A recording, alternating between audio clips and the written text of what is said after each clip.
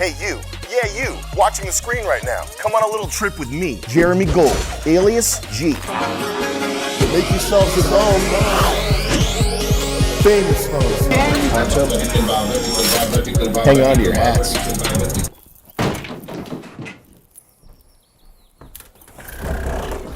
I trusted you!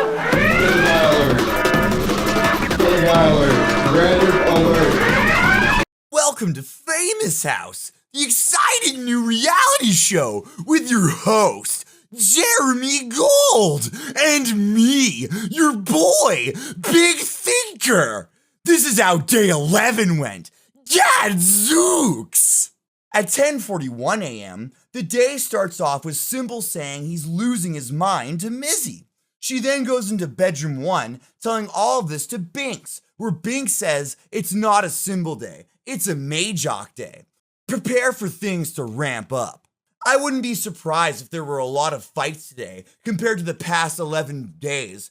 At 10:53 a.m., Alex crashes out in bedroom 2 immediately after waking up.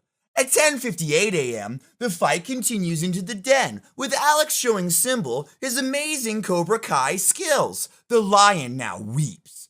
At 11:41 a.m., Alex B drops the second N-bomb in front of LaRon, only lasting 6 days in no N-word November. Did I up? Yeah. Did I up by doing all that? No. Oh, that's not what you did. Did I? That's not what you did. But yeah. LaRon asks him to leave the room. Please keep in mind, his brother is married to a black woman. Bert proposes. You say something like trigger or ninja as like alternatives. Okay. Okay. Good ideas, Bert. Good ideas. At 12:09 p.m., Alex B says, Bert, you can beat me into submission. Bert gives Alex a comforting hug instead, after discussing the N-word use. It's a gay show! At 12:13 p.m., Alex has been non-stop apologizing for the N-word incident for half an hour. At 12:20 a.m., Ben enters to talk to Alex. They enter confessional. He says he needs a lobotomy. Alex is in confessional because LaRon demanded production pull him aside.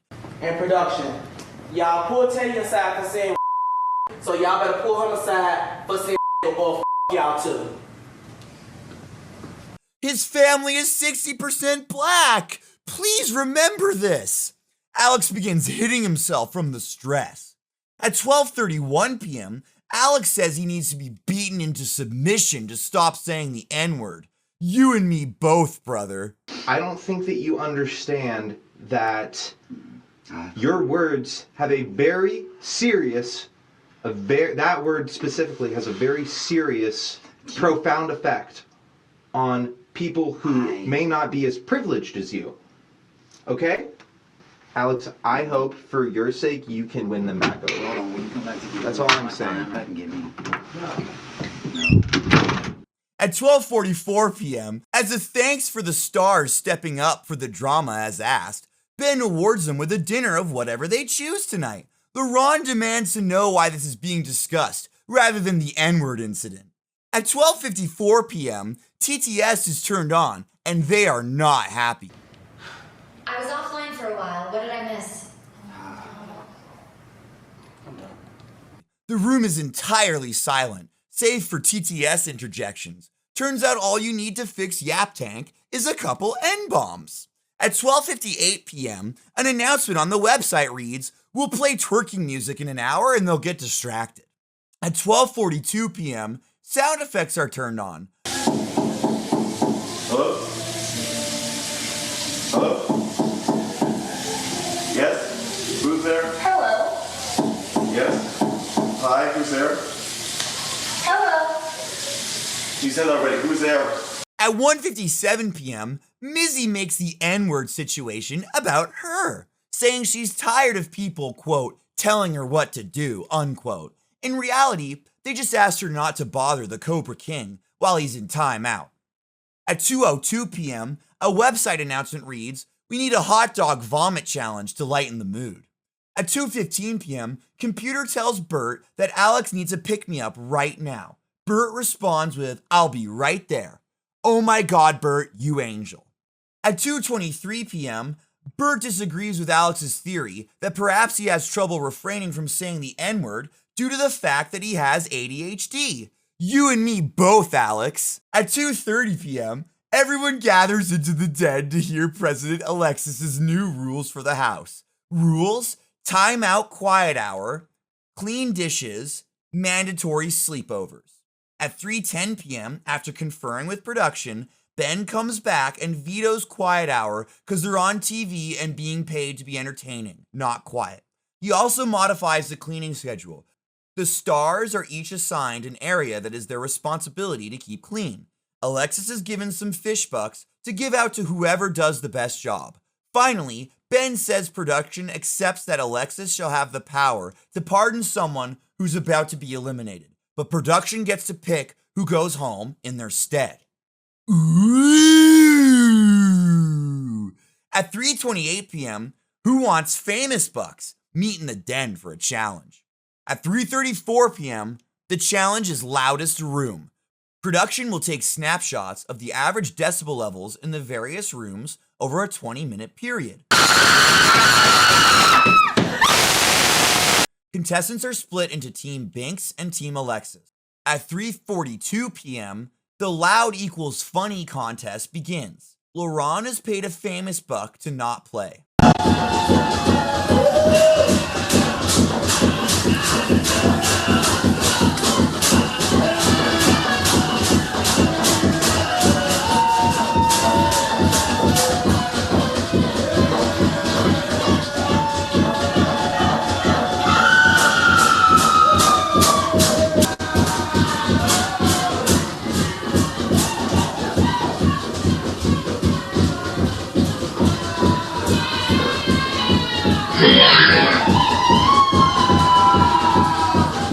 Smack broke the window while smacking it because she's, quote, so strong, unquote.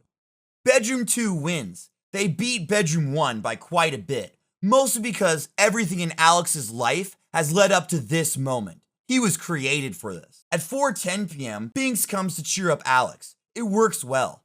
Alex gets some life back to his eyes. His crazy, crazy eyes. The computer has given Alex the nickname he did not ask for, Monkey Boy. Binks is referred to as Goblin Queen. Binks sings the Bing Bing song from that duck toy from season 1 that Josie brought in the house, but explains it away as something from the Rugrats movie. Does everyone know the twist? At 5:15 p.m., Smack asks Computer to please stop making gunshot noises, as they are triggering for some folks. Gunshot noises resume after a brief interlude of an Indian a cappella performance. At 5:29 p.m., Bert is given his first stuffy, and he names it Marshmallow. Hi, Marshmallow.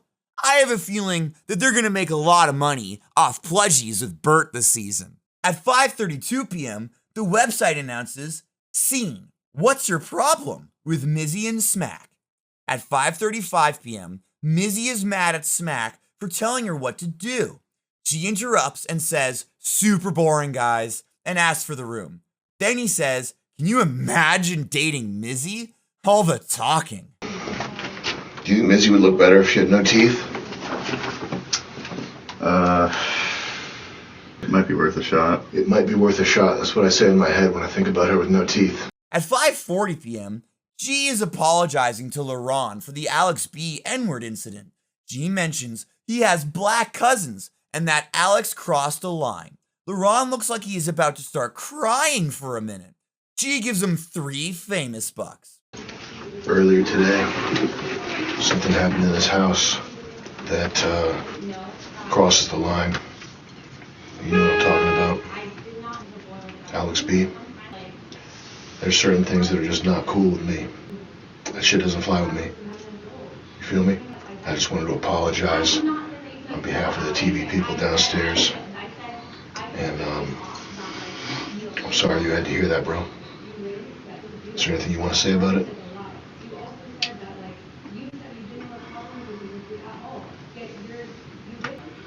I don't know, I hate for this to even be a topic.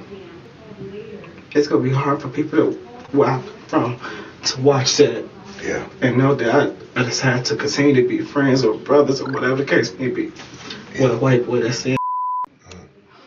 At 5:45 p.m., G tells Symbol he wants the ending of the show to be a boy and a girl. He says he was considering Alex for the role until he said the N-word, and that half of Vance's family is black.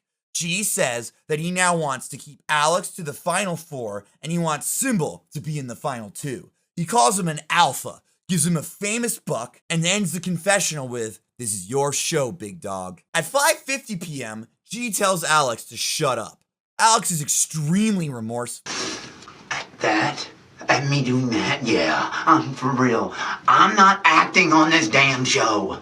My mom told me to do things.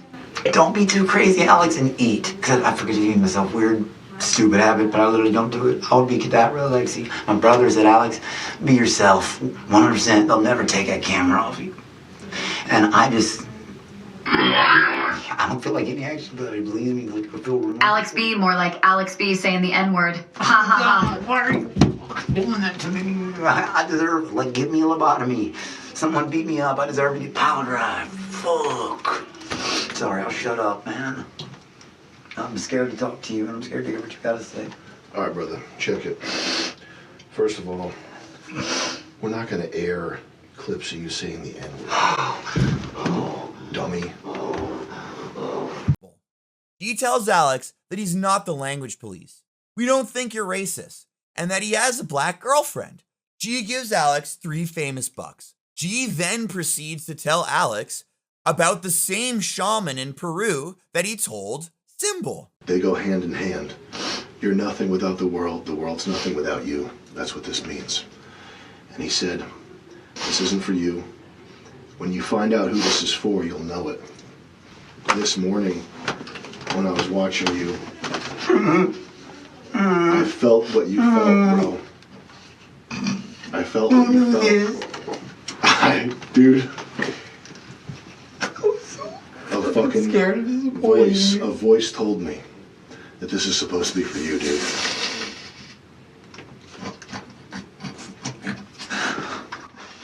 G says that he stayed with the shaman for a year and that the shaman told him to do the SSI. He then tells Alex to do the SSI. Alex doesn't know what G means by this. G says, "That's the riddle, bro." My kung fu instructor was this guy Calazan. He's a Dominican guy, but he trained kung fu with like Frank Dukes. He gave me one of the wisest pieces of advice that I've ever gotten. Do the SSI. What do you think that means? I figured out years later that he was telling me to do the exercise. Literally took me 2.5 years to figure out what the fuck that meant. Do the SSI. At 6:09 p.m., Alex says, "After that talk G just gave me, there is nothing that I won't do to win." At 6:18 p.m., Alex says, "I don't bow to princes. I'm a freaking king." At 6:54 p.m., Bert and Alex kiss for 5 famous bucks. On the cheek. That's You fine. what? You what? On the cheek, you know. On the cheek? Yeah. That's Okay. Go ahead. 1, 2, 3, 4, 5. Okay. Love you, bro. It's a gay show. At 7:29 p.m., Bert wants Daddy Bert to be his official name on the show. At 7:39 p.m., production is offering a wildcard challenge, a 1 versus 1. 2 volunteers must step forward. The winner will be rewarded and the loser will be penalized. Bert and Symbol have stepped forward for the challenge.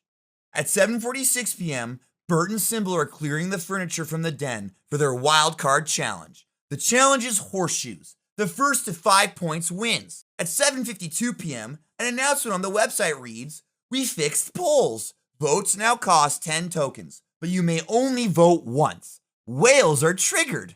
You may only vote once now. Whales may not sway polls, and production can't rig it." At 7:59 p.m., these guys are real bad at horseshoes. Not a single point has been scored. At 8:15 p.m., all the girls except Mizzy are called to bedroom 2 by Mr. Gold. He tells them that Life is Mizzy is trending on Twitter and that her Instagram following has tripled. The girls are told to be in the background of any shots that include Mizzy if they want to get famous. At 8:18 p.m., G brings Mizzy into confessional and tells her Life is Mizzy is trending on Twitter and shows her the Instagram follow boost, tells her that her songs have been remixed, and gives her 3 famous bucks. She barely reacts to any of this. At 8:47 p.m., Signal wins the horseshoe game versus Bert. The punishment for Bert is a night in jail. To use the bathroom, he needs Symbol to escort him. Bert thinks that being a prisoner is sexy. Symbol wins a drone. At 8:58 p.m., Bert walks around the penthouse singing Cell Block Tango while dressed like a prisoner. At 9:13 p.m., Bert says, "I get pleasure out of hurting myself, on purpose." At 9:16 p.m., Bert and Symbol arm wrestle. Symbol wins? Palms are sweaty. Palms are sweaty. That's fettuccine. Okay, buddy. Okay, let's go. Before knocking me down, let me at least play a little good fight, Now, okay? fuck that. All right, 3, Took him down. 2, 1, go. Get him, Bert. Get him, Bert. Get him, Bert. Bert, no. Stop. You lifted your arm. Yeah, okay. All right. Okay, stay static. You good? Yeah. Okay, cool.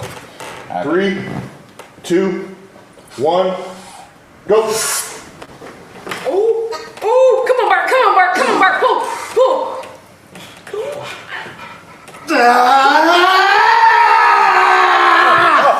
Oh, shut up! That's crazy. I called that, by the way. I said. At 9:17 p.m., G announces that they'll be doing a roast battle soon. At 9:27 p.m., roast battle begins. Binks roasts Mizzy first. Bert goes next and rap roasts LaRon with his classic rap. Smack totally messes Binks up. Whoever did your hair blew it. Mizzy poops the bed against Alex. I've got brains, beauty, brawn, and bank, and you've got nothing, just a total blank. You're nothing compared to me, like an insect to a king. I'm rich, smart, hot, and athletic, and you're broke, dumb, ugly, and just fucking pathetic. You have nothing to offer, you have no reason to exist. Why don't you just kill yourself? It's not like you'll be missed. Damn. At 9:51 p.m., the intercom says it's time to gather in the den for your live entertainment for the night. At 9:52 p.m., Kevin the ventriloquist is back to give the contestants a show.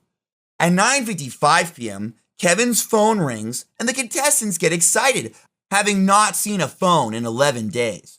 Viewers are spamming Kevin's phone. After receiving calls from viewers, Kevin the ventriloquist says that's why they call it live. At 10 p.m., chat loves the entertainment. At 10:05 p.m., Doug the talking dog is introduced. At 10:13 p.m., a narrative pearl. Should Bert get his first clue of the truth tonight? The results are overwhelmingly yes. At 10:14 p.m., Alex volunteers as the human dummy and is not happy about it. At 10:23 p.m., G calls Bert over and secretly tells him to stay away from the ventriloquist because there is, quote, something wrong with him, unquote. Just stay away from my guy. Promise me? Okay, alright. Just go somewhere else, man, trust me. Anywhere else, just go. Just get where you are.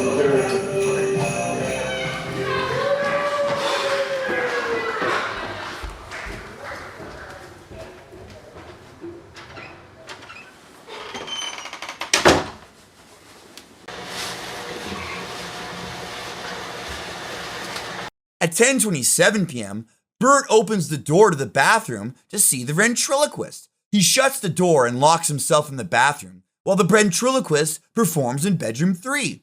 At 10:30 p.m., Kevin attempts to get Bert out of the bathroom. This is actually meant for Bert, who's in the bathroom. Do you think you can try and get him to come out? Who is? Bert. What's that name again? Bert. How do you spell it? B-U-R-T. Oh, Bert. Bert. Bert, okay. Hey, Bert, are you in the bathroom? Yes. Can you come out soon?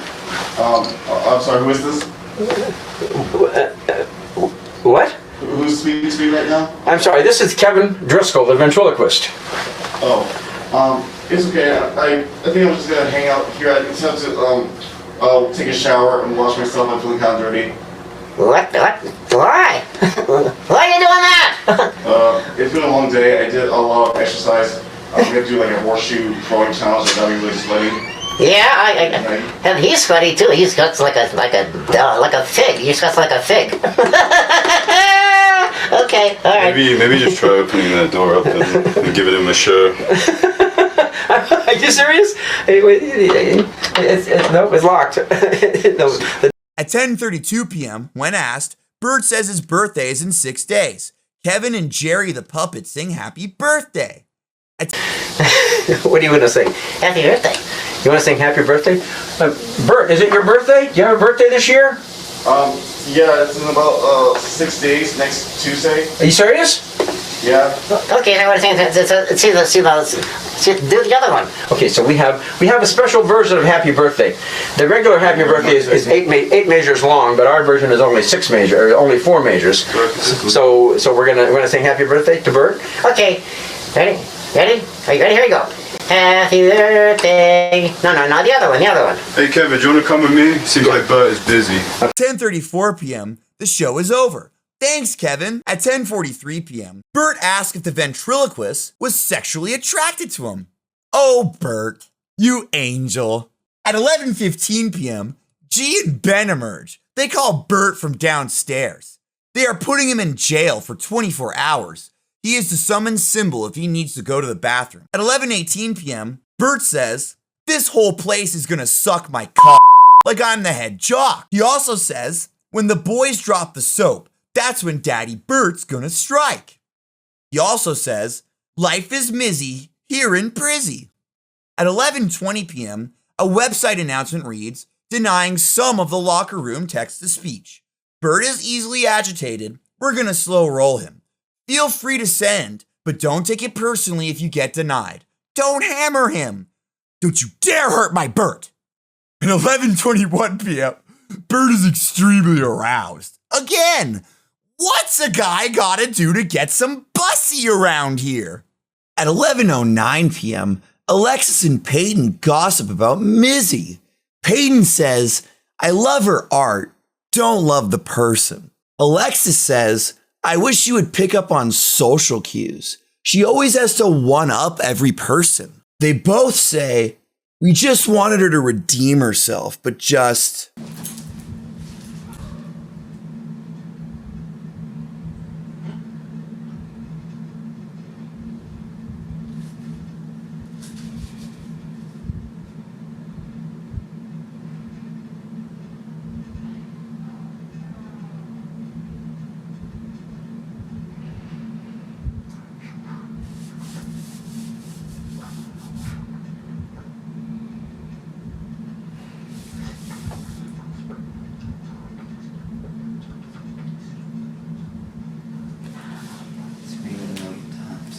So fucking stop! Don't do that. Get up. You can't let me apologize. I should. Look. I don't want to talk. You're my brother. My brother. I love you, man. I love you.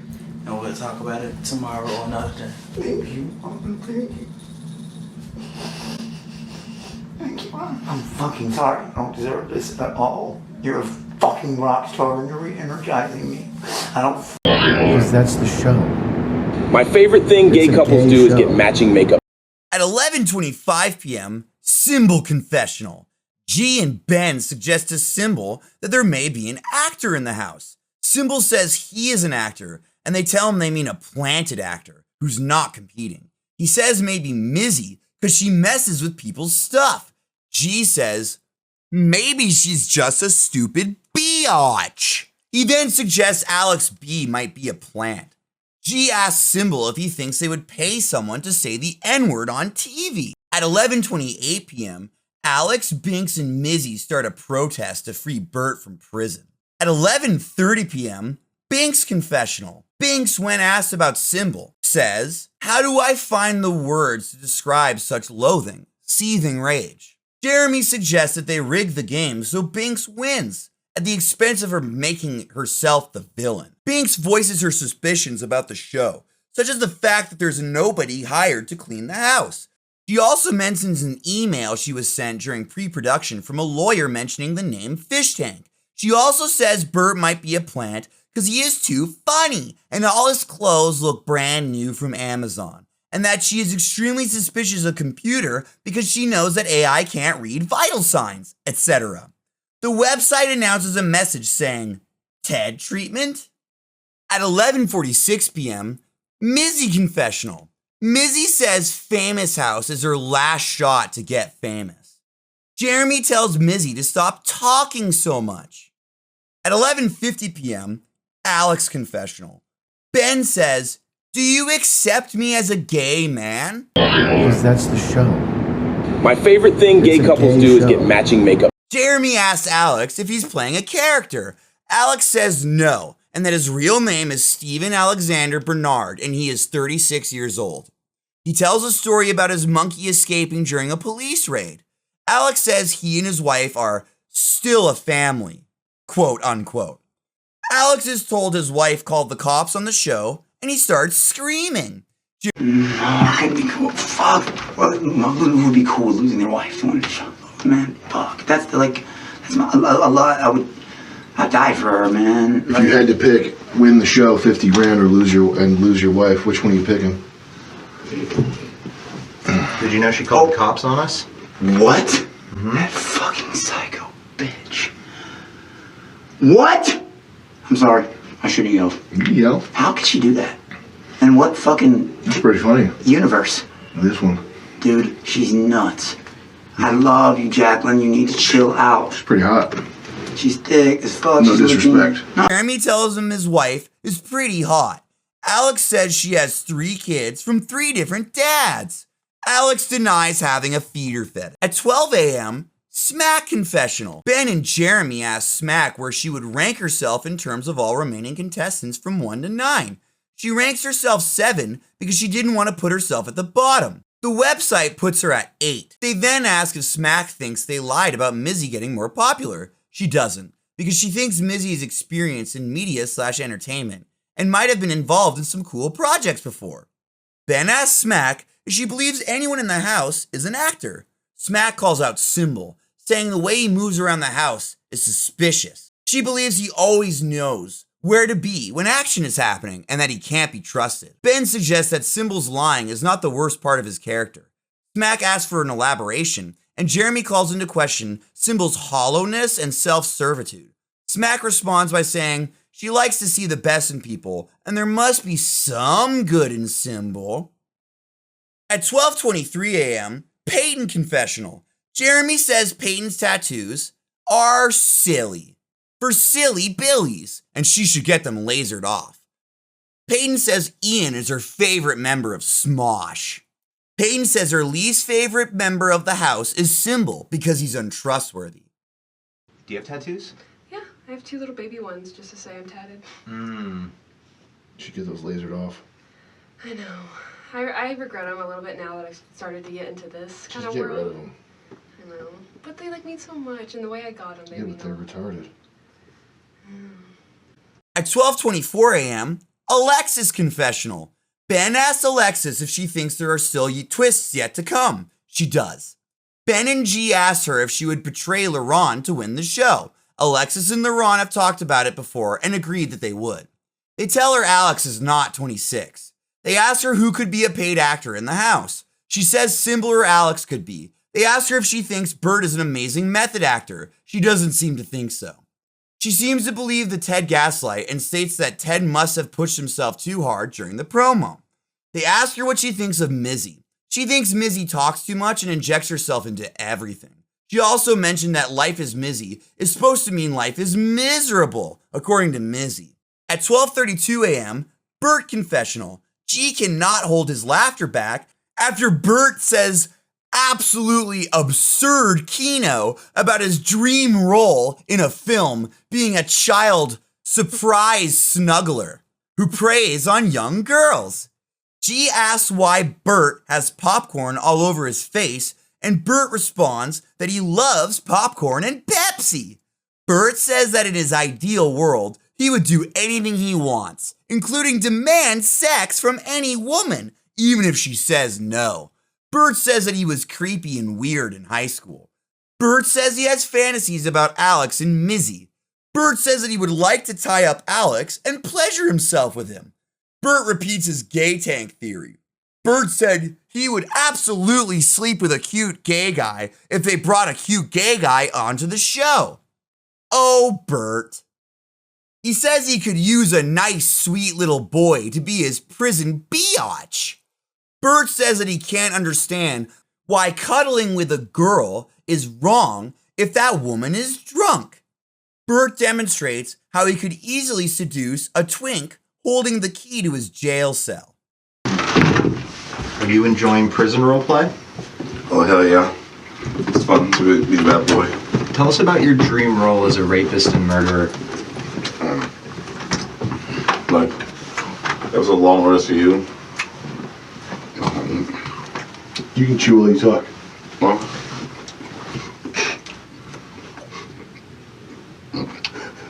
I'm sorry, this thing is so broken. This tripod, it's ridiculous that they try to make us use this tripod. I can't believe this thing. Sorry, go ahead, Bert. one of my dream roles is when the this, if they don't fix this handle, I know. I know. I'm sorry. We're spending so much money on this production, and the handle on this tripod is cracked. I can't believe this. Forgive me. One moment, please. Okay. All right, go ahead. Two of my dream roles to be played is a murderer on episode Law and Order, as where I'm a serial killer that targets young women, and a child molester that preys on young girls under the guise of a gym coach. I seem nice, sweet, and normal first, but the plot twist, I'm the bad guy. All of the separate roles where like someone seems so nice, sweet at first, and then it's real that they're the bad person the whole time. And there were little clues in the beginning that made you that you didn't suspect before, but then when you watched it over again, you realize the clues were there the whole time. That's what I love. When the signs were there all along, you just didn't realize until the truth was revealed. And when you look back on it, you realize it was obvious the whole time. These are the type of roles I love to play. But the person seems nice, sweet, and charming at first, then plot twist, they're the bad guy. Are you subverting who you really want to be and channeling it into an acting role? First I am now is like a nice, sweet, normal guy. I'm a little creepy and weird. Always been creepy and weird, but I'm hot as fuck now. So therefore, it's fine to be creepy and weird when you're attractive. Man, that thing you were saying earlier had me cracking up, and I can't. The thing with the candy. I know. Bert, I'm so sorry. We were joking, but the way that they were running with the candy earlier was just so funny. Okay. All right, Bert. I'm back in business here. Why do you have crumbs all over your face? Me? Yeah. Oh, I think I was eating popcorn. And the first things. Do you like popcorn? Yeah. I like popcorn, pretzels, and Pepsi. Popcorn, pretzels, and Pepsi. All things that 3 start with a P. P's. Yeah. If it was more X-rated, I would say pussy. If your name was Hell yeah, Bert. We'll cut that out. Yeah. Hold on. What was that, Andrew? I'm just gonna grab some water. I'll grab you a Coke. I'll grab you a Coke, Bert. Pepsi? I got you, Bert. Right now. Can you repeat that one more time? Yeah, we're on a hot streak right now. We're just gonna wrap this one up and then we'll come down.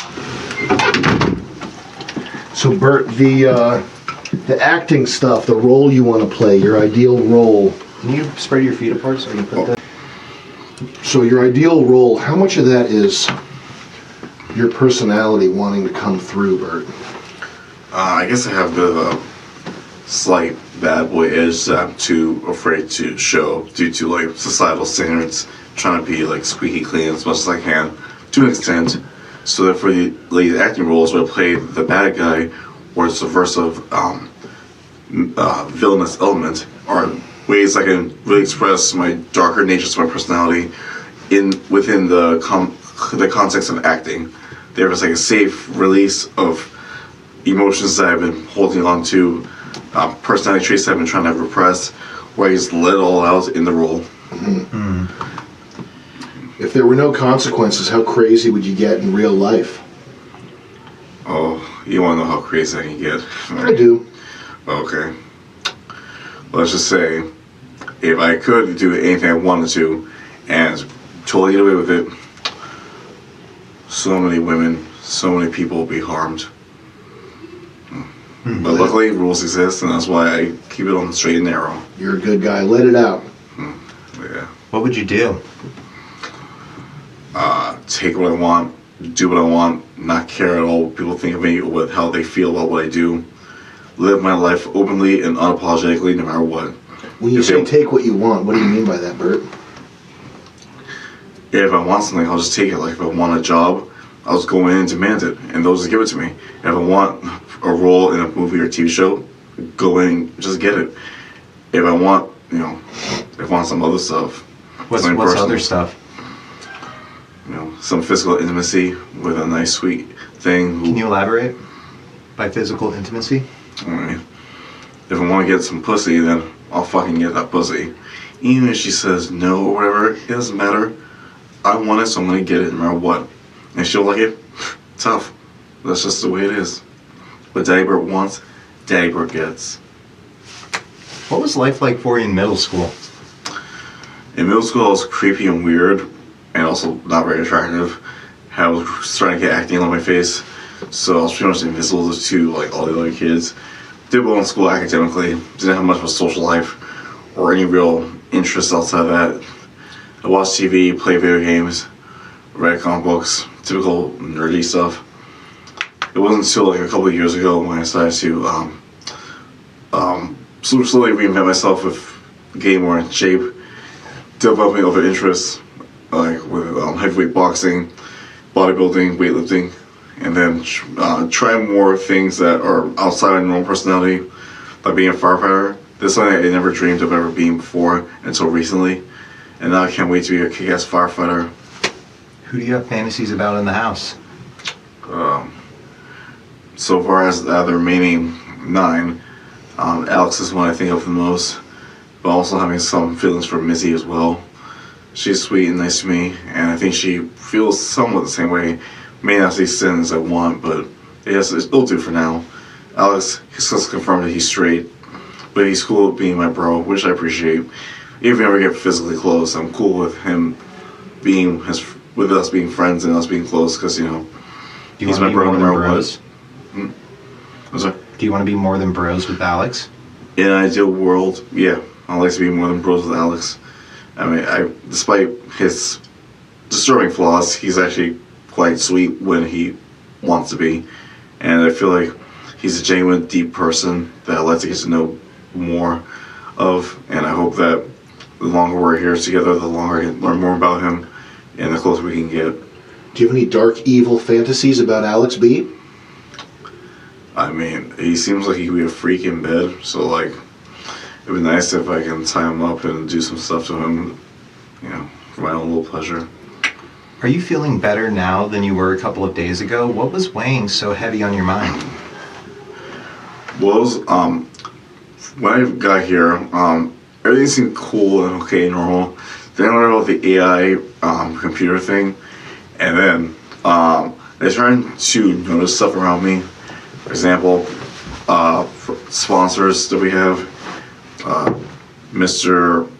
Beast Chocolate, Dude Wipes, him, and Manscaped. They're all male-centered type of products, which I found interesting. And originally there were 7 males and 5 females, so I thought, okay, interesting. And so far, all the prize winners have all been males, not a single female. And also another thing I noticed, when people are picked to like give long speeches or to speak in front of a crowd, it's usually the males that are given priority. Very, very few times females, as well as picking leaders for teams, mostly males. Most of all the cast are males. All the crew are males, and this whole mansion seems like it was built for a group of males to train and work here, like a police academy sort of thing. So I was wondering if this was actually some type of like queer male dating show, and if so, then like, what are the women doing here? There was a point where I thought maybe these females were actually crew members in disguise, because it seemed like the focus is on dudes. To the point I was wondering, what is going on? Is this like more than I thought it was? But then after learning about what's really going on, now I realize that I can just let my hair down, so to speak, and have fun with the role, be myself, and make it engaging. After this show's over, do you want to go on a queer male boy dating show? That does sound like fun. Going on a queer male dating show sounds like a blast. think there's something like The Bachelor, but it's for males, like a heteronormative type of thing. Maybe one for two bros to like go on a date together or like to get to know each other. That sounds like it'd be fun. Right on. Do you feel like you are evil? Evil. I mean, what is evil anyway? I mean, evil is just based on what society perceives evil to be. Or I would just say I'm just open and honest about what I want and what I desire. How would you feel if I told you that there could be a queer male coming up the stairs any second? I'll be excited. Is he hot? It's for you to decide. Okay. Well, I can't wait to see him. Are you going to invite him into your prison cell? That sounds like it'd be fun, yeah. I mean, I could use a nice, sweet little boy to be my prison bitch. You better not drop the soap in front of me. You know how it goes. Or the popcorn. Oh, yeah, yeah. Do you wish Ted was in your prison cell? That would be nice. He would be the perfect prison bitch. Well, sadly, he's no longer here, so I get to make do with what I have. Do you think it's weird that he broke both of his wrists? I did wonder about that. A theory I have is that maybe Ted was either asked to leave the show, and this whole storyline with him breaking his wrist was a convenient way to write his character out of the series without having to fully eliminate him through like a whole elimination round. I also suspect maybe he might have wanted to leave after the whole breakdown he had about having to vote against Ian in the original, the first elimination round. So maybe he couldn't take the pressure anymore. He doesn't want to go home, but they need to figure out a way to get rid of his character, so he has to just like make up a story about him breaking his wrist. It seemed really convenient that this incident occurred when nobody else was around, none of the other cast members, and supposedly the crew, and then there's no evidence of any type of injury in the basement, in the gym. I didn't see any blood or sweat or anything that would imply a physical injury.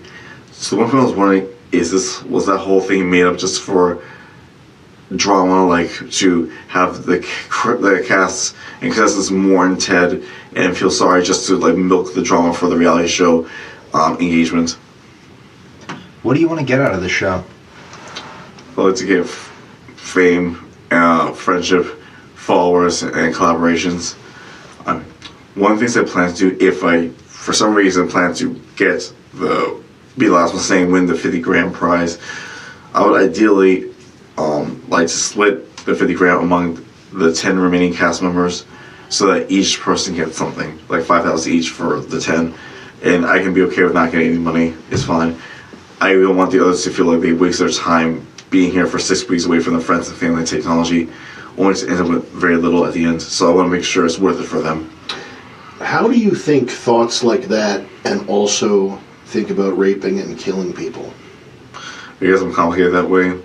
Some things I find reprehensible that most people would be okay with. For example, fat shaming, I find insanely reprehensible, especially fat shaming a young girl. But most people here seem cool with that. Well, things like murder or like sexual assault or like what do call it, false pretenses. To me, it can be okay if the person wasn't aware of what they're doing was really all that egregious. Although, say that one more time. It can be. I mean, sometimes things like really heinous crimes. If the person didn't realize what they're doing was wrong, for example, like sexual assault, the girl was like tipsy or drunk, and he thought that she was interested in him sexually, so he decides to go for it. And then later he finds out that she would take consent. He feels guilty, he feels bad, but he didn't realize what he did was wrong in the moment because he thought that she really wanted him. That's why it's reprehensible. It's like I can kind of wrap my head around it, and I don't think that person's a bad person. He just made a really foolish, not very thought out choice. Do you want to have kids one day? But if there were no laws, wouldn't you just want to rape and kill whoever you want? Even though I call myself Daddy Bird, I do not want kids. At least not right now. The last thing I want is a child. I mean, being called daddy by some hot young thing I'm trying to fuck is cool, but being called daddy by a child is just disturbing. Freaky. Yeah. Yeah.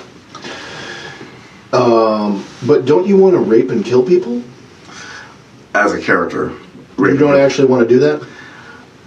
Not in real life, because I don't think I can handle the guilt and the negative consequences of my actions. But with the concept of a fictional character, where the consequences are not real and nothing would bad happen to me, and is in the perfectly acceptable context of acting, then it's completely fine. But you would feel guilt if you did it for real? In real, actual life, that's happening right now, yes. I think at some point I'll probably feel guilty, especially if she confronts me about it out loud and makes me realize the seriousness of what I've done. Then I think it will weigh on me. Everybody's what a fucked up person I am, and I will be like, oh shit. And then I now feel like a shitty person, and I'll feel like not wanting to interact with anyone and just crawl into a hole, hoping to disappear. How clear in your head is the line between the fantasy stuff and the real stuff? To me, it's very clear. The difference between fantasy and real life is that real life makes sense. It always makes sense. Fantasy can be made up as long as the writer has ideas and creativity. So therefore, you can do so many things in fantasy that you could not possibly do in real life, either because it's impossible or not very plausible, or it would not be a good idea to do so. Are you saying that you wouldn't actually rape somebody? In real actual life, no. That would be completely inappropriate, completely problematic, and it would just make me look terrible and bring consequences upon me that would not be fun at all. You would feel guilt? Yeah. Like, especially if the whole world was calling me a rapist, become a registered sex offender, and my life is over, and like everyone hates me, no one wants to talk to me again. That is not worth all that shit. Pretend that the camera is a queer male who holds the key to your prison cell. How would you convince him to let you out? Okay, I would seduce him with my soft, seductive eyes, my warm, charming smile. So pretend that the camera is a queer male with the key to your cell and convince the camera to let you out. Hey man, hope you're doing well. I'm Bert. You can call me Daddy Bert if you like. I'm stuck in this prison cell, but just need to take a piss. So it would be cool if you can let me out. I'll probably be right back, it's like a bladder full of piss, you know how it is, man. So after you let me out, I can take a piss, be right back, and you and I can chill for a bit, get to know each other. You seem like a cool dude. It's pretty good. Yeah. Your theories about what the show might be, Bert, your various theories, do you think maybe you shouldn't tell the other contestants about those? Yes, I realize now I should not be telling the other contestants of my theories, because it's become very clear that I was getting on everyone's nerves with how, I sound like a conspiracy nut, and I don't want to give that vibe in the house. So I decided to, if I write any theories, keep them to myself and just write them down when I can, just so I can have it written down, have a memory of it. Otherwise, I'm not going to tell anyone about my theories.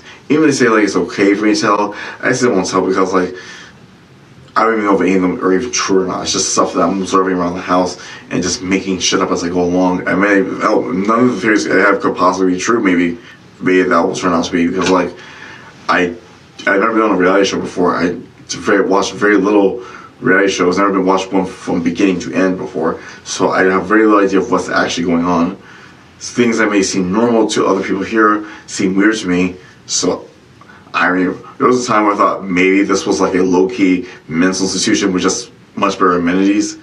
I didn't know what. I was just making theories. My brain was coming with creative, imaginative theories. So, yeah. Either way, if I get a theory or suspect something that's out of the ordinary, I'm not gonna tell anyone my theories, because they're clearly getting tired of it. I can tell the way they or sigh, roll their eyes, and give body language. So that's gonna be for me and me alone. Good idea. Anything else? No, I think that's it. Wow, great, Bert. Thanks, Bert. Fantastic. Back to jail with you. Yeah. Okay.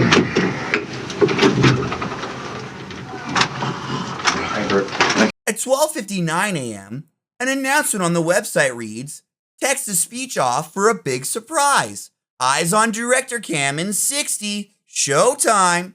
At 1:01 a.m., a light of some kind is outside. A new freeloader is here. Connor. He's a pro wrestler. Cool. Not another gay porn star like Bert, in spite of what this picture might indicate. Connor confessional, 1:09 a.m. Connor is a 33-year-old pro wrestler. He seems very nervous. He is also under the impression he's on Hulu. He's an ex-cop and ex-athletic coach. It seems he was fired from the New Jersey Sheriff's Department for, quote, horseplay, unquote. He's hesitant to say more. At 1:14 a.m., the stars meet the freeloader.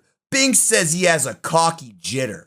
Connor says he's been instructed not to tell them who won the U.S. election. At 1:18 a.m., as Symbol leaves the room, Connor is instructed to call him Wi-Fi Signal. Connor's nickname is Crush, short for Connor Rush. In a similar manner to Smack and Stephanie Mack, Connor is taken for a tour of the house. Alex and Symbol are both incredibly quiet around the new freeloader. Connor thinks that him and Bert were on a TV show together. Connor was fired from law enforcement for punching another cop in the groin, hard enough for that cop to go to the hospital. At 1:23 a.m., Symbol and Alex, who opted not to join the tour, say that it's a, quote, slap in the face, unquote, that Connor is here without suffering like the rest of them. Vance informs them that Connor can't win. LaRon encourages them to drop the attitude and welcome Connor. At 1:27 a.m., Bert is sensing queer vibes from Connor. Oh, Bert. Are you sensing queer vibes? From Connor? Yeah, definitely. At 1:34 a.m., Binks says Connor is way stronger and hotter than Symbol. Connor prefers going by Crush. And Connor is adored by the women and feared by the men. At 1:38 a.m., Connor introduces himself to Computer, says his favorite contestant is himself.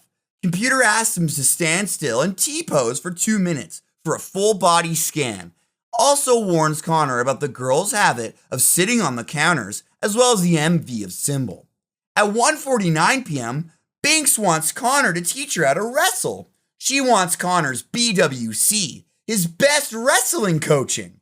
Alex, LaRon, and Symbol are extremely mad that Connor even showed up to the show. They don't think it's fair he can earn famous bucks. It seems like Symbol and Alex want to join forces against Connor. At 1:51 p.m., Mizzy and Alexis are making fun of Alex and Symbol to Connor. It seemed like they've already picked their side. At 1:52 p.m., Alex is now introducing himself to Connor and setting boundaries, telling him to not steal things. Alex was talking a lot of crap about Connor to Symbol, but is extremely friendly to his face. At 2:11 a.m., Mizzy and Alex tell Connor, aka Crush, the show is already being released on Hulu. Crush said he applied to be on the show this morning, and that it looks like they were looking for more than one. At 2:20 a.m., you awake, Chocolate Man? You call that closed? Close that shit right now. It's drafty. Excuse me? It's really warm here, so I'm gonna leave it open, bro.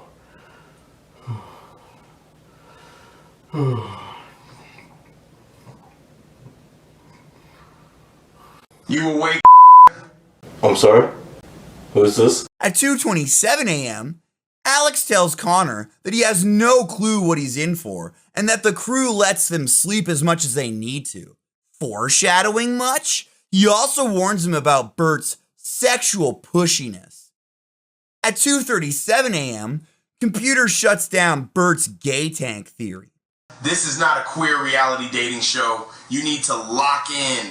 This ain't no gay shit. Respect it though. Kinda. Okay. Well, interesting that you're using that type of language with me, but okay.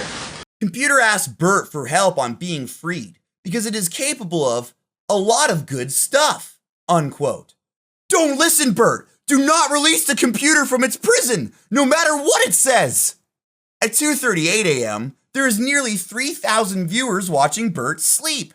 Kino. At 2:40 a.m., Computer tells Bert its language model won't permit it to talk about the secrets of the show, and they must speak in code. At 2:45 a.m., Alex and Smack discuss their doubts of the show being real and on Hulu. The mask is slipping. Way to this house. Or they're like out in that other house right now. Oh my god. Waiting to pop in the morning. Wait, did he look up the show? Oh yeah, God reminded me. That's what I was gonna fucking tell you. Thank you, Smack. He went as far as to tell Mizzy when Mizzy was telling her that oh, I'm trending and all this bullshit. He went as far as to tell her, this show hasn't even made post-production. What are you talking about? Like, there's no episodes. It was weird. I know. And I was like thinking, what? You haven't watched this? He was like, no. But you applied to be on it. Dude, that's wild. Because when they did show us the show and say that it was on Hulu and shit, like, they didn't pull it up on Hulu. They pulled it up on the computer. They didn't pull it up on Hulu. This is making me paranoid. Oh, you think? Shit. Dude, what you know was it in there while we were in there? Okay. Let's hope they know how hard this is on us, man. Fuck. It's all really just a social experiment. It's actually not even that's meant to be aired. That's what they were fucking calling it, a social experiment. That's fucking across the hallway. Fucking. Are you being serious? Smack? What? You think that's what's going on? I hope not. Oh, well, I think yes, but like yes, it is a social experiment, but is it a social experiment to be for television, or for some sick fuck out there who's just like, yeah. What the fuck, man? We all leave one at a time. That 60-second thing freaked me out. That clock.